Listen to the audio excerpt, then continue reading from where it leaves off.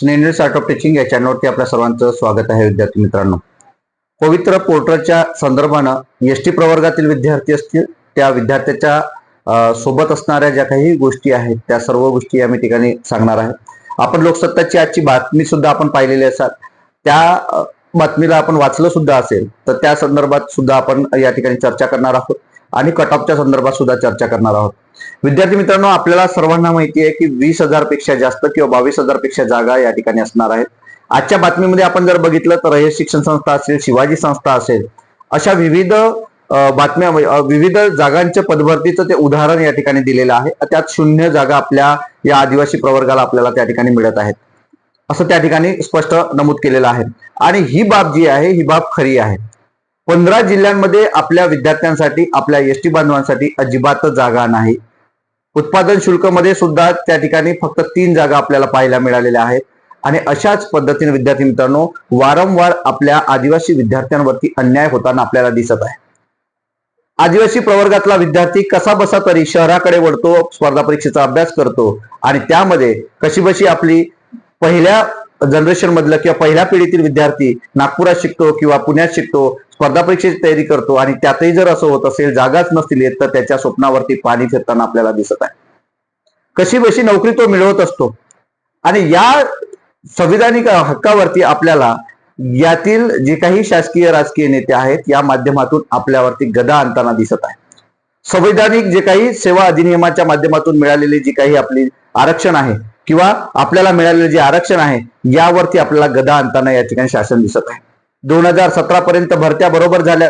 आपला जो बिंदू होता तो 2 वर बिंदू होता, परंतु आता मात्र 8 नंबरवरती नेऊन ठेवण्यात आलेला आहे विद्यार्थी मित्रांनो. आणि यामध्ये आपलं खूप जास्त नुकसान होताना आपल्याला दिसत आहे. त्यामुळे आपल्याला एकजूट असणं गरजेचं आहे. याच भरतीकरिता विविध आदिवासी संघटना एकवटलेल्या आहेत आणि प्रश्न या शासनाला वारंवार निवेदनं, वारंवार याचना, वारंवार भेटी देऊन सुद्धा शासन मात्र यावरती तोडगा काढत नाही. आपली एकच मागणी आहे की आमचा जो बिंदू आहे तो 8 वरून बिंदू आमचा 2 वर आणण्यात यावा, म्हणजे पूर्ववत करण्यात यावा. त्यानंतर आपल्या जागा बरोबर येईल. दुसरी ही मागणी अशी की जर शासनाने मान्य केलं नाही तर आपलं शेवटीचा पर्याय म्हणजे काय असणार आहे? न्यायालय. आणि न्यायालयात मात्र आपण आपल्या बाजू आपण पद्धतशीर मांडणार आहोत आणि त्यात सुद्धा आपल्याला न्याय मिळेल. आणि यात विद्यार्थी मित्रांनो एक लक्षात घ्यायचं आहे, कारण काही विद्यार्थी कमेंट करत असतात की तुम्ही स्टेजचे कोणत्या भरोश्यावर हे बोलताय, कोणते तुमच्याकडे माहिती आहे.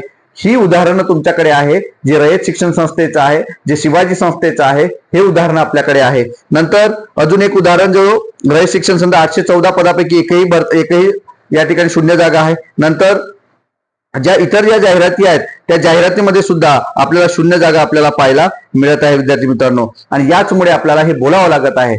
आणि बिंदूच्या संदर्भात तर स्पष्टच आहे, कारण बिंदू हा 8व्या नंबरला आपला गेलेलाच आहे आणि त्याचमुळे आपल्या विद्यार्थ्यांचं नुकसान होत आहे. मग आता विद्यार्थी जे आहेत ते जो भरतीच्या स्टेच्या संदर्भात ते विचार करतायत. शासनाने जर हा प्रश्न सोडविला तर भरतीवर स्टे येणार नाही. शासनाला जर वाटलं की आपल्याला हे अत्यंत महत्वाचं आहे आणि बदलवलं गेलं पाहिजे तर विद्यार्थी मित्रांनो नक्कीच आपला फायदा होणार आहे.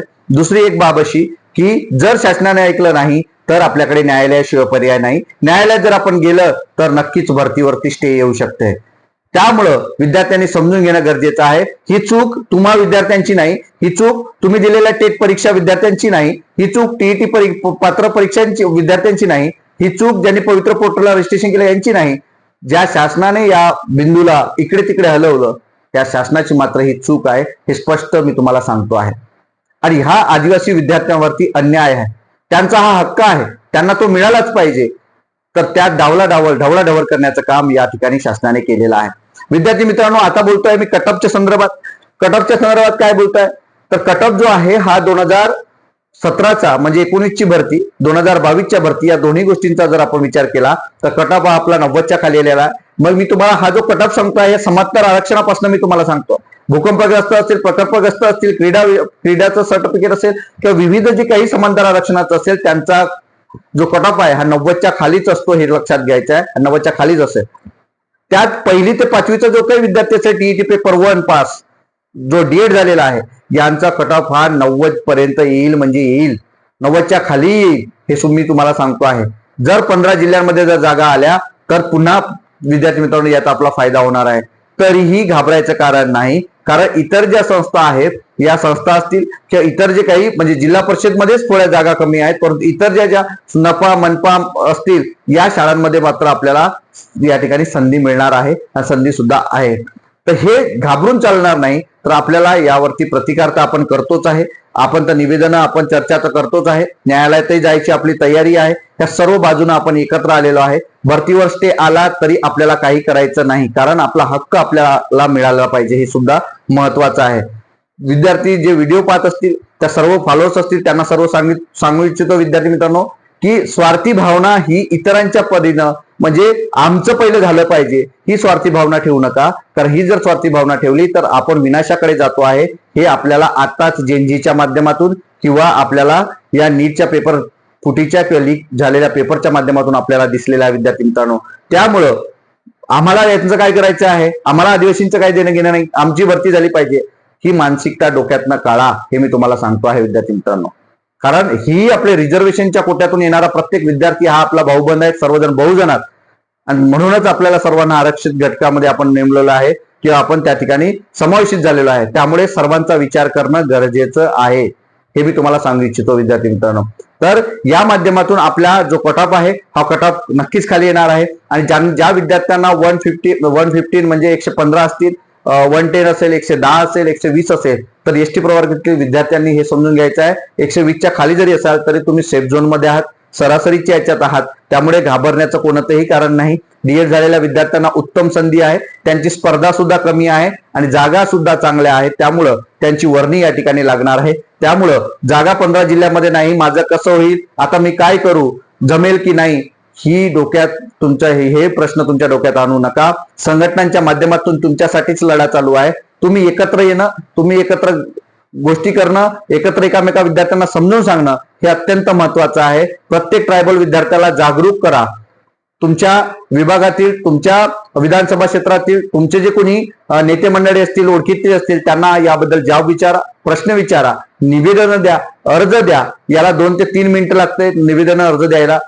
पर्टिक्युलर म्हणजे प्रत्येक वैयक्तिक तुम्ही दिले तरी चालते. म्हणजे आपण जागरूक आहोत हे तुम्हाला सुद्धा समजेल विद्यार्थी मित्रांनो. हेच मी तुम्हाला सांगतो आहे. तर अशा पद्धतीनं घाबरण्याचं कारण काही नाही. 90च्या खाली आपला कट ऑफ येईल, आपला 110च्या खाली कट ऑफ येईल. 90च्या खाली कट ऑफच्या संदर्भात मी सांगितलंय. समांतर आरक्षण आणि इतर जे घटकातील विद्यार्थी असतील त्यांचं सुद्धा या ठिकाणी कट ऑफ तुमचा कमी येणार आहे. हेच आजचं अपडेट होतं. हे अपडेट आपल्याला कसं वाटलं नक्की कमेंट बॉक्समध्ये कळवा. दुसरी एक बाब अशी की डिस्क्रिप्शन बॉक्समध्ये जे काही लिंक आहे ती लिंक काही विद्यार्थी म्हणतात ओपन होत नाही, तुम्हाला जुळता येत नाही. तर जे ट्रायबल विद्यार्थी आहेत, जो व्हिडिओ बघत आहेत, त्या सर्वांना सांगू इच्छितो की तुम्ही नक्कीच या ग्रुपला जॉईन व्हा. आपल्या जे काही ट्रायबलच्या संदर्भातील जे काही मुद्दे आहेत किंवा जे काही घडामोडी आहेत त्या आपल्याला यातून समजून घेता येईल या ग्रुपच्या माध्यमातून. दुसरी एक बाब की आपल्या विद्यार्थ्यांना, जे काही ट्रायबल विद्यार्थी असतील त्यांना जुळवून घ्या. यात ही लिंक पाठवा आणि व्हिडिओ सुद्धा पाठवा, ज्या माध्यमातून त्यांच्या आणि आपल्या सर्वांना जागरूक होता येईल, त्यांचे डोळे सुद्धा उघडेल. विद्यार्थी मित्रांनो, धन्यवाद.